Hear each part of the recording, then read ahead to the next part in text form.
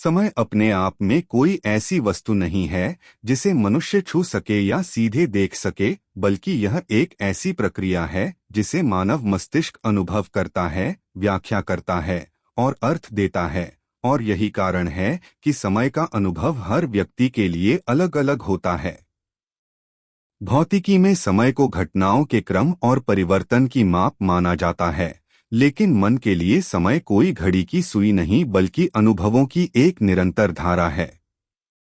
Neuroscience और मनोविज्ञान के अनुसार मस्तिष्क के भीतर कोई एक टाइम सेंटर नहीं है जो समय को मापता हो, बल्कि समय का अनुभव कई न्यूरल नेटवर्क्स के समन्वय से बनता है, जिनमें स्मृति, ध्यान, भावना और शारीरिक अवस्था सभी शामिल होती हैं। जब मन किसी अनुभव को ग्रहण करता है तो वह उस अनुभव की शुरुआत, मध्य और अंत को यादों के रूप में दर्ज करता है, और इन्हीं यादों के बीच की दूरी को हम समय के रूप में महसूस करते हैं। इसका अर्थ यह है कि समय का अनुभव वास्तविक घटनाओं से कम और मस्तिष्क की प्रोसेसिंग से अधिक जुड़ा हुआ है। उदाहरण के लिए, जब ध्यान पूरी तरह किसी एक गतिविधि में लगा होता है तो मस्तिष्क बाहरी संकेतों को कम दर्ज करता है, जिससे घटनाओं की स्मृति कम बनती है और बाद में वही समय जल्दी बीत गया जैसा महसूस होता है। इसके विपरीत, जब मन ऊब, तनाव या असुरक्षा की स्थिति में होता है तब वह हर छोटे संकेत पर ध्यान देता है, अधिक स्मृतियां बनती हैं और वही समय धीमा या लंबा प्रतीत होता है। वैज्ञानिक शोध बताते हैं कि मस्तिष्क समय को सेकंड या मिनट में नहीं, बल्कि घटनाओं के बदलाव और उनकी तीव्रता के आधार पर आंकता है। यही कारण है कि घड़ी का समय और मानसिक समय अक्सर एक दूसरे से मेल नहीं खाते। मन के लिए समय एक निरंतर रेखा नहीं, बल्कि अनुभवों से बनी हुई खंडित संरचना है, जहां हर भावनात्मक या संज्ञानात्मक बदलाव समय की अनुभूति को बदल देता है। इसके अलावा मस्तिष्क भविष्य और अतीत को भी वर्तमान के आधार पर ही समझता है। हम भविष्य को संभावनाओं के रूप में और अतीत को स्मृतियों के रूप में अनुभव करते हैं, लेकिन दोनों ही वर्तमान क्षण में सक्रिय न्यूरल गतिविधियों पर निर्भर होते हैं। इस दृष्टि से समय कोई बाहरी सत्ता नहीं, बल्कि चेतना द्वारा निर्मित एक आंतरिक अनुभव है जो जीवित रहने, निर्णय लेने और घटनाओं को क्रमबद्ध करने के लिए विकसित हुआ। विकासवादी दृष्टिकोण से देखा जाए तो समय की यह मानसिक अनुभूति जीवों को यह समझने में मदद करती है कि कौन सी घटना पहले हुई, कौन सी बाद में और किस पर तुरंत प्रतिक्रिया आवश्यक है। इसलिए मन समय को मापने के लिए नहीं, बल्कि जीवन को समझने और अनुकूलन के लिए अनुभव करता है। यही कारण है कि समय न तो सभी के लिए समान होता है और न ही हर परिस्थिति में एक सा महसूस होता है, क्योंकि मन समय को वैसे नहीं देखता जैसे घड़ी देखती है, बल्कि वैसे अनुभव करता है जैसे चेतना उसे अर्थ देती है। घड़ी का समय और मानसिक समय दिखने में एक ही शब्द से जुड़े होते हुए भी अपने स्वभाव में पूरी तरह अलग हैं, क्योंकि घड़ी का समय एक बाहरी, वस्तुनिष्ठ और गणितीय व्यवस्था है, जबकि मानसिक समय एक आंतरिक, अनुभवजन्य और जैविक प्रक्रिया है। घड़ी का समय सेकंड, मिनट और घंटे में समान गति से आगे बढ़ता है, चाहे व्यक्ति सो रहा हो, जाग रहा हो, खुश हो या दुखी, उसमें कोई बदलाव नहीं आता। यह समय पृथ्वी के घूर्णन, परमाणु कंपन और भौतिक नियमों पर आधारित होता है। इसके विपरीत मानसिक समय मस्तिष्क द्वारा निर्मित होता है और इसका प्रवाह व्यक्ति की मानसिक अवस्था, भावनाओं, ध्यान की तीव्रता, स्मृति निर्माण और शारीरिक स्थिति पर निर्भर करता है। न्यूरोसाइंस के अनुसार मस्तिष्क समय को किसी टिक टिक करती इकाई की तरह नहीं मापता, बल्कि घटनाओं के क्रम, उनके बीच के बदलाव और अनुभव की गहराई के आधार पर समय का आकलन करता है। जब घड़ी कहती है कि 5 मिनट बीत चुके हैं, तो मानसिक समय यह नहीं देखता कि 5 मिनट कितने हुए, बल्कि यह देखता है कि उन 5 मिनटों में कितनी जानकारी प्रोसेस हुई, कितनी भावनाएं सक्रिय रहीं और कितनी स्मृतियां बनी। इसी कारण एक ही 10 मिनट परीक्षा हॉल में बहुत लंबे लगते हैं, जबकि वही 10 मिनट मोबाइल स्क्रॉल करते हुए लगभग गायब से हो जाते हैं। घड़ी का समय स्थिर गति से चलता है, लेकिन मानसिक समय फैलता और सिकुड़ता रहता है। वैज्ञानिक अध्ययनों में पाया गया है कि तनाव, भय और खतरे की स्थिति में मस्तिष्क का अमिग्डाला अधिक सक्रिय हो जाता है, जिससे घटनाओं की प्रोसेसिंग तेज हो जाती है और मानसिक समय धीमा प्रतीत होता है। जबकि आनंद प्रवाह की अवस्था, फ्लो स्टेट या गहरी एकाग्रता में डोपामिन और अन्य न्यूरोट्रांसमीटर मस्तिष्क को बाहरी संकेतों से काट देते हैं, जिससे समय तेजी से बीतता हुआ लगता है। घड़ी का समय सभी के लिए समान होता है, लेकिन मानसिक समय व्यक्तिगत होता है। दो लोग एक ही कमरे में एक ही अवधि बिताकर भी समय को पूरी तरह अलग महसूस कर सकते हैं। इसके अलावा मानसिक समय केवल वर्तमान तक सीमित नहीं रहता, बल्कि अतीत और भविष्य को भी अपने भीतर समाहित करता है। अतीत में घटित घटनाएं स्मृति के रूप में वर्तमान मानसिक समय को प्रभावित करती हैं और भविष्य की आशंकाएं या अपेक्षाएं वर्तमान समय को या तो भारी बना देती हैं या हल्का। घड़ी का समय स्मृतिहीन होता है, उसमें न अर्थ होता है न भावना, जबकि मानसिक समय अर्थ से भरा होता है और उसी से जीवन की अनुभूति बनती है। इसीलिए जीवन को याद करते समय हम यह नहीं कहते कि हमने कितने घंटे जिए, बल्कि यह कहते हैं कि हमने क्या अनुभव किया। मूल रूप से घड़ी का समय दुनिया को व्यवस्थित करने के लिए बनाया गया एक मानवीय उपकरण है, जबकि मानसिक समय जीवित रहने, सीखने और अनुभव को अर्थ देने के लिए विकसित हुई एक जैविक क्षमता है, और यही अंतर दोनों को एक दूसरे से फंडामेंटली अलग बना देता है। जब समय कभी बहुत तेज और कभी असहनीय रूप से धीमा महसूस होता है, तो इसके पीछे कोई रहस्यमय जादू नहीं, बल्कि मस्तिष्क की गहरी जैविक और संज्ञानात्मक प्रक्रिया काम कर रही होती है।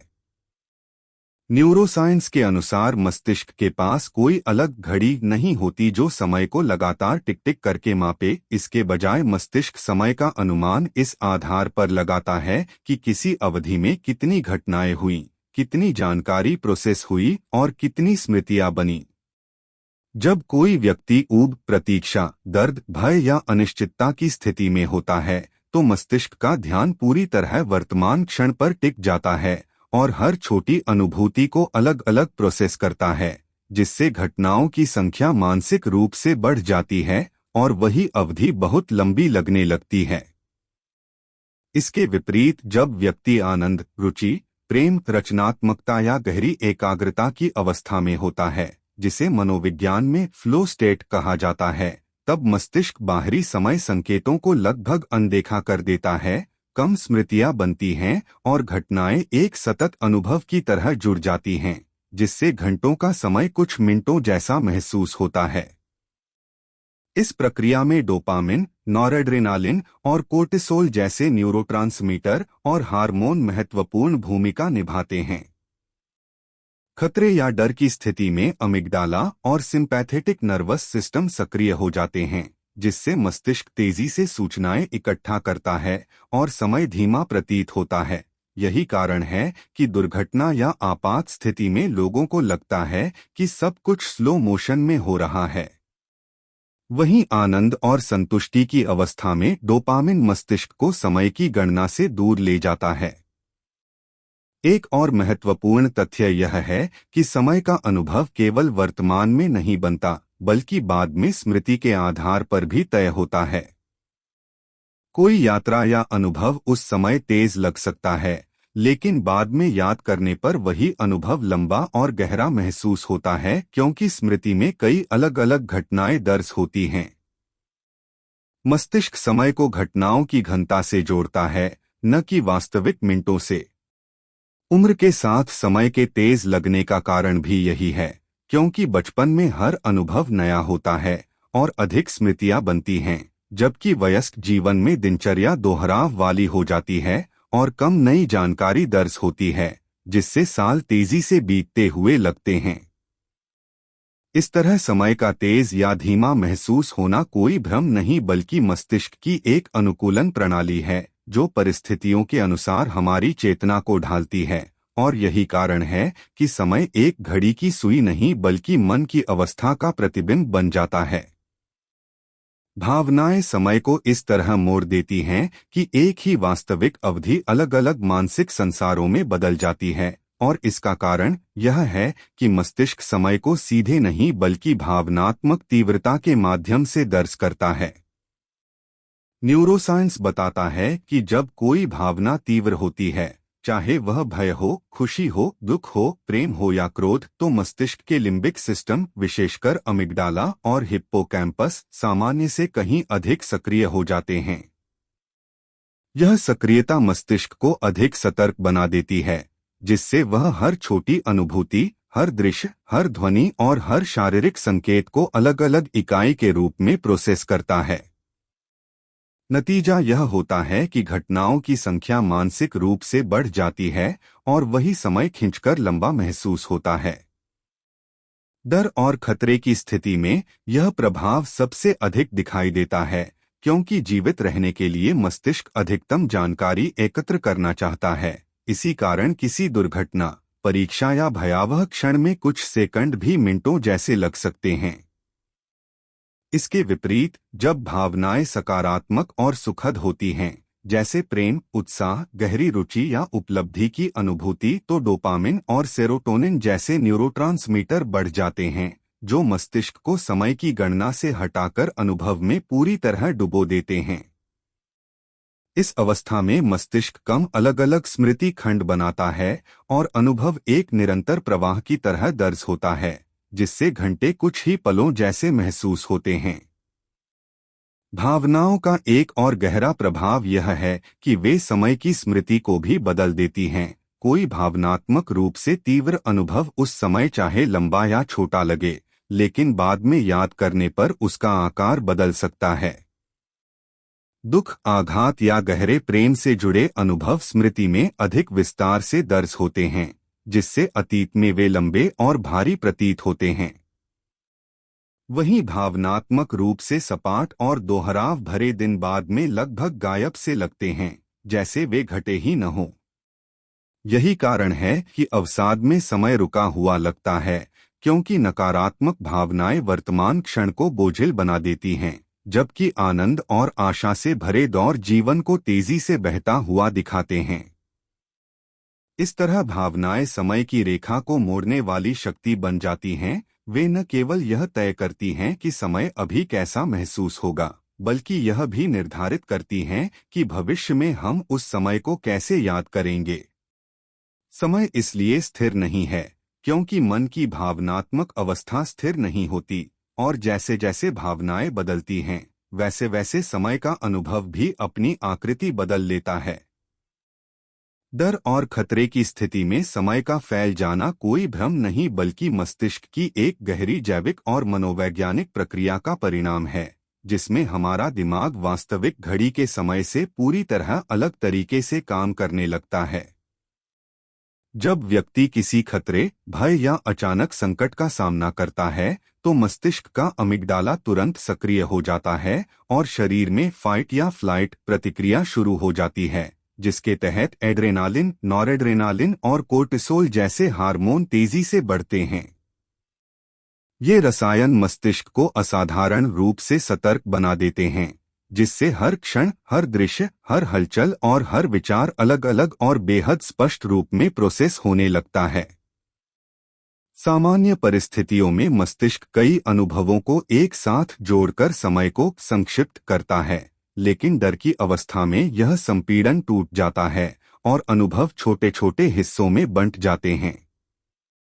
इसी कारण कुछ सेकंड में घटने वाली घटना, जैसे एक्सीडेंट, गिरना, हमला या अचानक खतरा, मानसिक रूप से बहुत लंबी प्रतीत होती है। वैज्ञानिक प्रयोगों में यह पाया गया है कि डर के समय मस्तिष्क की सूचना प्रसंस्करण गति बढ़ जाती है, यानी दिमाग प्रति सेकंड अधिक जानकारी दर्ज करता है, और जब बाद में इन स्मृतियों को जोड़ा जाता है तो व्यक्ति को लगता है कि घटना ज्यादा समय तक चली। हालांकि वास्तविक समय नहीं बढ़ता, बल्कि मस्तिष्क द्वारा बनाए गए स्मृति फ्रेम बढ़ जाते हैं, जिससे समय का अनुभव फैल जाता है। यह प्रक्रिया विकासवादी दृष्टि से बेहद उपयोगी रही है, क्योंकि खतरे के समय अधिक जानकारी लेना जीवित रहने की संभावना बढ़ाता है। डर न केवल वर्तमान समय को लंबा बनाता है, बल्कि भविष्य और अतीत के अनुभव को भी प्रभावित करता है। आघात या ट्रॉमा से जुड़े क्षण वर्षों बाद भी इतने विस्तृत और जीवंत लगते हैं जैसे वे लंबे समय तक चले हों। Post traumatic stress disorder (PTSD) में यह प्रभाव और भी तीव्र हो जाता है, जहां मस्तिष्क खतरे की स्मृति को बार बार सक्रिय करता है और व्यक्ति को समय में फंसा हुआ महसूस कराता है। दिलचस्प बात यह है कि जितना अधिक डर अनिश्चित और अनियंत्रित होता है, समय का फैलाव उतना ही ज्यादा महसूस होता है, क्योंकि मस्तिष्क लगातार संभावित परिणामों की गणना करता रहता है। इस प्रकार डर समय को इसलिए लंबा नहीं करता कि घड़ी रुक जाती है, बल्कि इसलिए कि मस्तिष्क उस क्षण को असाधारण महत्व देकर उसे सामान्य अनुभवों से कहीं अधिक विस्तार में दर्ज कर लेता है।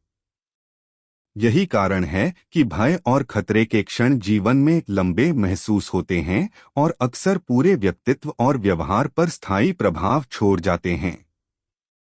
आनंद और फ्लो स्टेट में समय का गायब हो जाना मानव मस्तिष्क की सबसे रहस्यमय लेकिन वैज्ञानिक रूप से समझी जा सकने वाली अवस्था है, जहां व्यक्ति को न तो बीते समय का एहसास रहता है और न ही आने वाले समय की चिंता, बल्कि चेतना पूरी तरह वर्तमान क्षण में विलीन हो जाती है।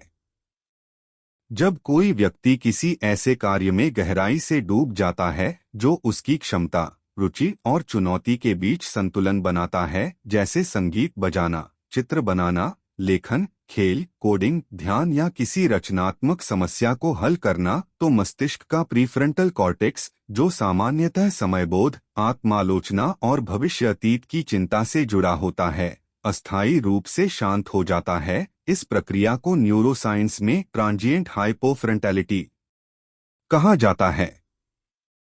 इसी अवस्था में डोपामिन, एंडोर्फिन और एनांडामाइड जैसे आनंद संबंधी न्यूरोकेमिकल्स का स्राव बढ़ जाता है, जो न केवल प्रेरणा और संतुष्टि बढ़ाते हैं, बल्कि मस्तिष्क की आंतरिक घड़ी को भी धीमा या निष्क्रिय कर देते हैं। फ्लो स्टेट में मस्तिष्क अनुभवों को अलग अलग समय खंडों में दर्ज करने के बजाय एक निरंतर धारा के रूप में प्रोसेस करता है, जिससे बाद में स्मृति बनाते समय व्यक्ति को लगता है कि घंटों का समय कुछ मिनटों में बीत गया। यह समय का संकुचन इसलिए नहीं होता कि गतिविधि कम जानकारी पैदा कर रही होती है, बल्कि इसलिए कि ध्यान इतना केंद्रित होता है कि मस्तिष्क समय मापन जैसे गैरजरूरी कार्यों को प्राथमिकता सूची से हटा देता है। आनंद की यह अवस्था विकासवादी दृष्टि से भी महत्वपूर्ण है, क्योंकि यह सीखने, कौशल विकास और रचनात्मकता को तेज करती है। फ्लो में सीखी गई चीजें अधिक स्थायी स्मृति बनाती हैं। यही कारण है कि जिन गतिविधियों में व्यक्ति को सच्चा आनंद मिलता है, वे थकान के बजाय ऊर्जा का अनुभव कराती हैं। दिलचस्प बात यह है कि जितना अधिक व्यक्ति बाहरी मूल्यांकन, पुरस्कार या डर से मुक्त होकर किसी कार्य में डूबता है, उतनी ही गहराई से समय गायब होता है, क्योंकि चेतना मैं से हटकर कर रहा हूं की अवस्था में चली जाती है। इस अवस्था में अतीत और भविष्य का मानसिक बोझ हट जाता है और केवल वर्तमान क्षण बचता है, जो समयरहित अनुभव जैसा लगता है। इसलिए आनंद और फ्लो स्टेट में समय का गायब होना कोई कल्पना नहीं, बल्कि मस्तिष्क की उस क्षमता का प्रमाण है जहां चेतना, ध्यान और अर्थ एक साथ मिलकर समय के अनुभव को लगभग विलुप्त कर देते हैं।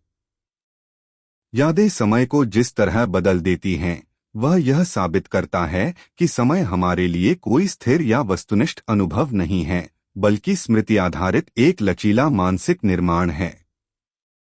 मस्तिष्क समय को सीधे महसूस नहीं करता, बल्कि घटनाओं की स्मृतियों, भावनात्मक तीव्रता और सूचना की मात्रा के आधार पर बाद में समय का अनुमान लगाता है। इसलिए कोई बीता हुआ दौर कभी बहुत लंबा लगता है और कभी बहुत छोटा।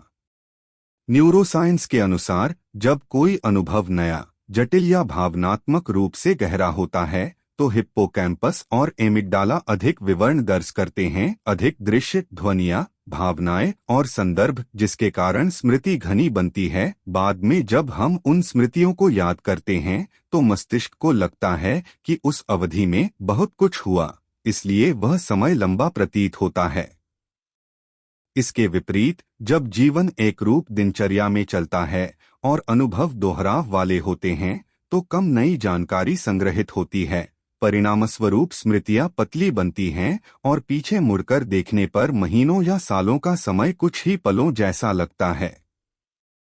यही कारण है कि बचपन का समय हमें लंबा महसूस होता है, क्योंकि हर अनुभव नया होता है, जबकि वयस्कता में समय तेज भागता हुआ लगता है।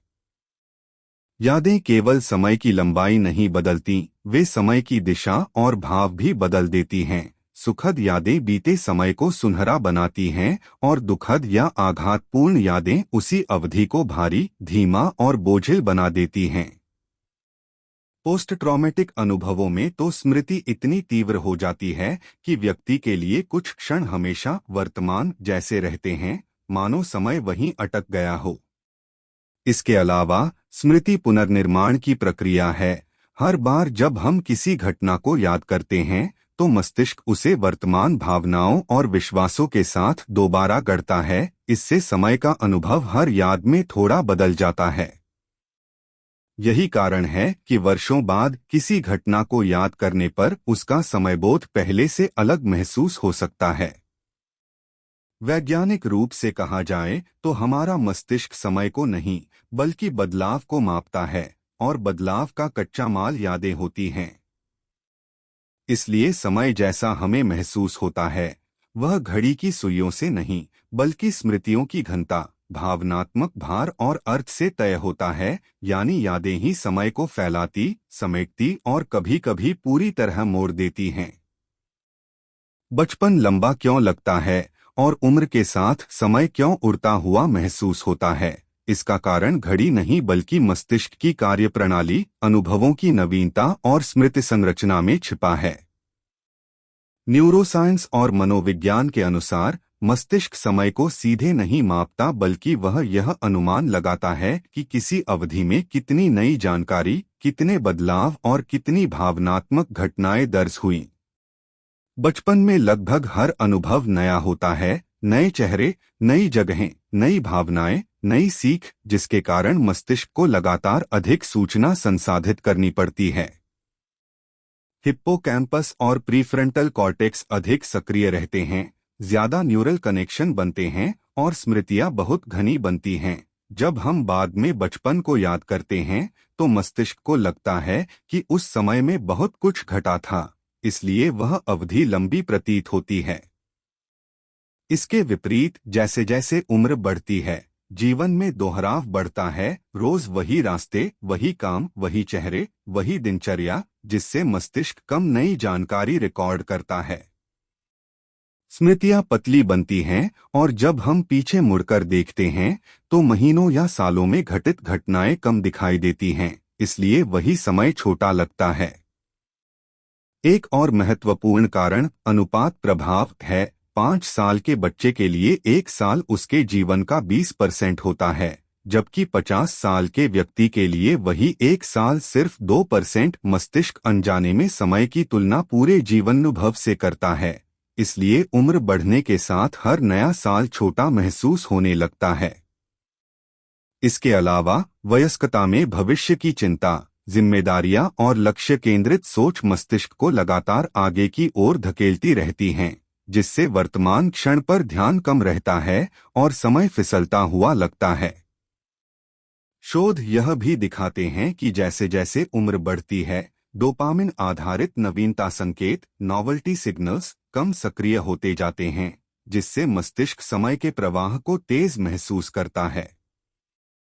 यही कारण है कि जब कोई वयस्क नई भाषा सीखता है, नई जगहों की यात्रा करता है या दिनचर्या तोड़ता है तो समय फिर से धीमा लगने लगता है, क्योंकि स्मृतियां फिर घनी होने लगती हैं।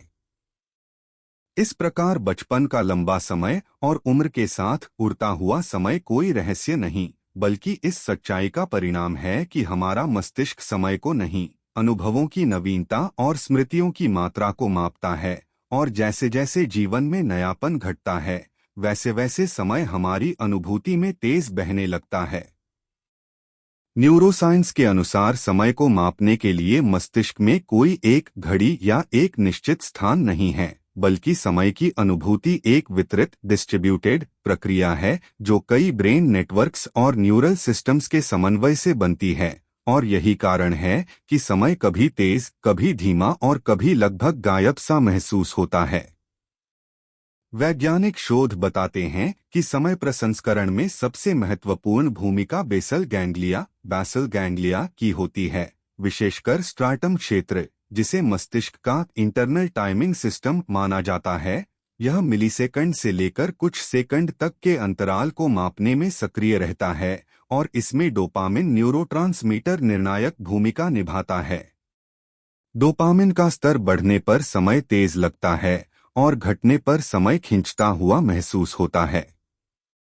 इसके साथ ही सेरिबेलम अत्यंत सूक्ष्म समय सटीकता टेम्परल प्रिसिजन से जुड़ा होता है, जैसे संगीत, बोलने की लय या शारीरिक मूवमेंट का सही समय, जबकि प्रीफ्रंटल कॉर्टेक्स निर्णय, योजना और भविष्य आधारित समयाकलन में शामिल होता है। यानी अभी कितना समय लगा नहीं बल्कि कितना समय लगना चाहिए जैसी मानसिक गणनाएं यहीं बनती हैं।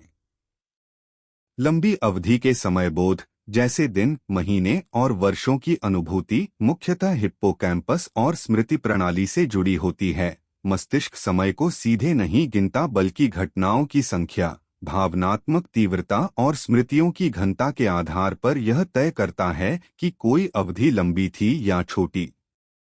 आधुनिक न्यूरोइमेजिंग स्टडीज यह भी दिखाती हैं कि मस्तिष्क में न्यूरल ऑसिलेशंस, ब्रेन वेव्स जैसे थीटा और गामा वेव्स समय की अनुभूति में महत्वपूर्ण संकेतक हैं। जब ये तरंगें असंतुलित होती हैं, जैसे डर, तनाव या नशे की अवस्था में, तो समय विकृत हो जाता है।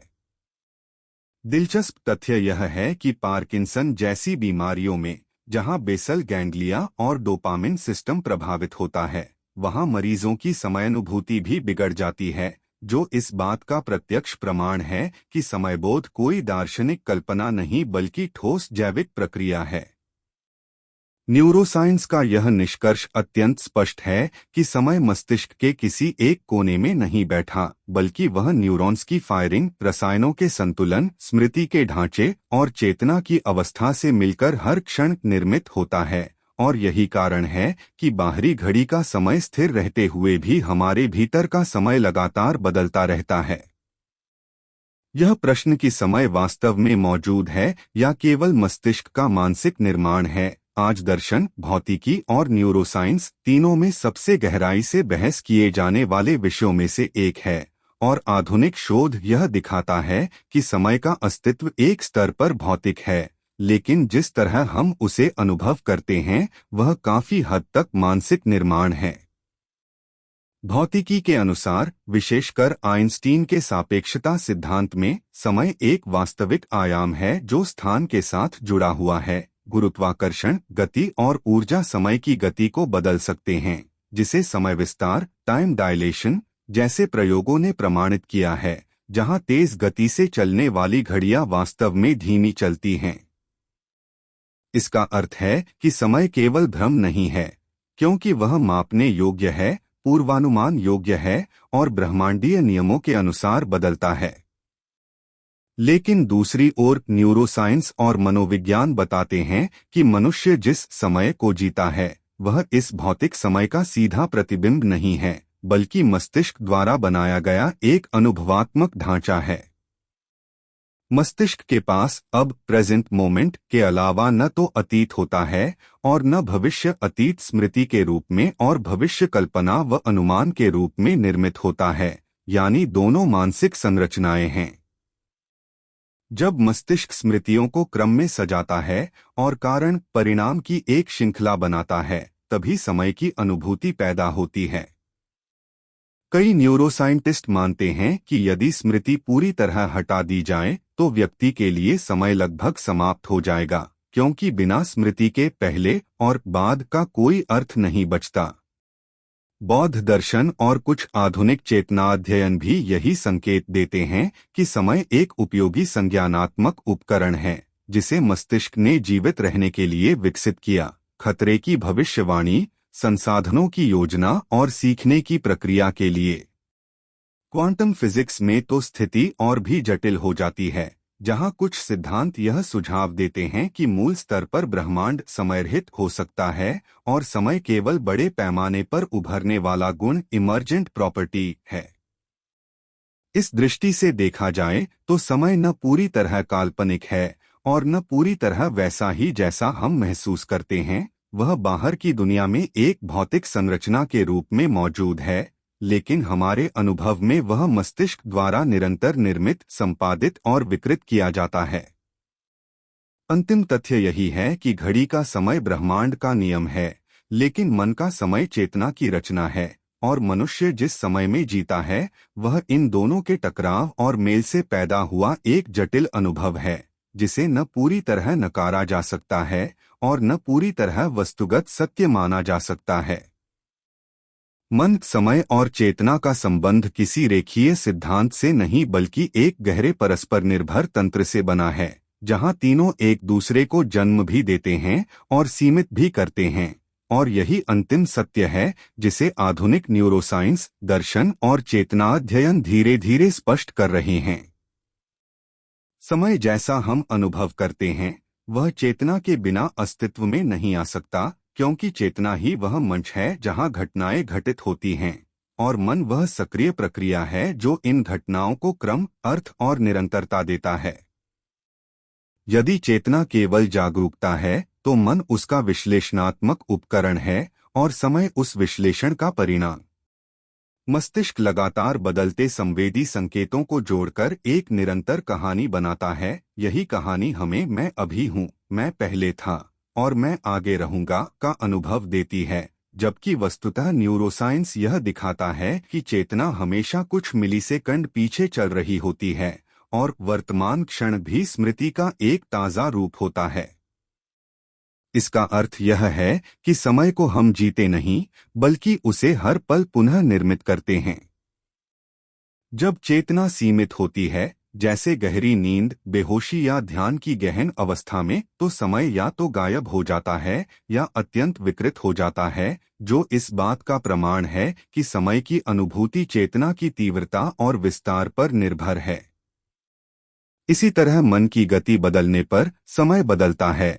चिंतित मन समय को खींचता है, जबकि एकाग्र मन समय को संकुचित कर देता है। दर्शन के स्तर पर देखें तो चेतना को यदि मूल सत्य माना जाए तो समय उसका एक कार्यात्मक उपउत्पाद है, जिसका उपयोग चेतना ने अनुभवों को क्रमबद्ध करने के लिए किया। आधुनिक चेतना अध्ययन में यह भी तर्क दिया जाता है कि यदि कोई चेतना पूर्ण रूप से वर्तमान में स्थिर हो जाए, बिना अतीत की पकड़ और भविष्य की चिंता के, तो समय लगभग अप्रासंगिक हो जाता है।